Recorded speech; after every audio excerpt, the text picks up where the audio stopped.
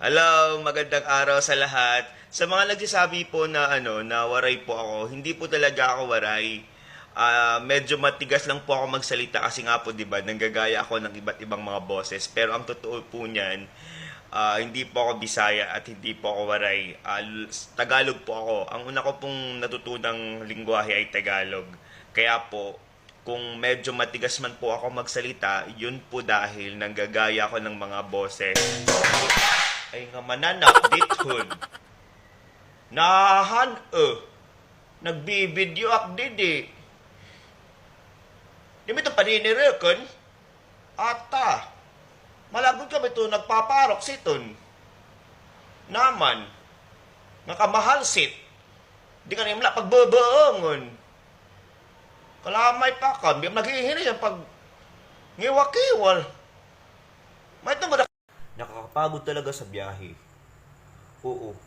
Na nagtagal pa kami bago kami makatawid po, mula sa Alin papuntang Matnog kasi walang piribot. O naghintay pa kami doon. Ang tatabok talaga ang piribot alas 2. Mga gabi na kami nakatabok kaya nagtumagal talaga. Oo. Naghintay pa kami talaga.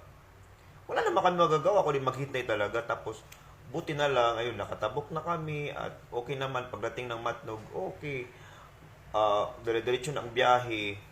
At ito naman, mabuti na dito na ako sa Manila. Oh, idulong mo muna ako dun sa sa tatrabahuan ko kasi hindi ko pa maara magbiyahe talaga. Bago lang ako dito.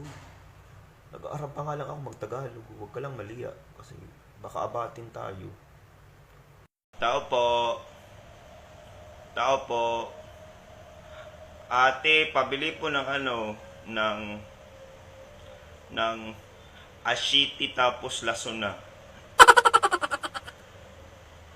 Ashiti po, yung malapuyit. Yung ashiti po. Mantika tapos lasuna. Bawang. Bawang po ate. Opo ate po, pabili po ng mantika tapos bawang. Opo. Opo. Salamat po. Maopay. Opay. Maniday. Nagpapakuha ko si tatay ko kape, asukar, sigarilyo dikan, tinapay. Kuan sunod nga semana pagbaligi ako kape, asukar, sigarilyo di kan tinapay. Oo, sugarong mo na lang si tatay.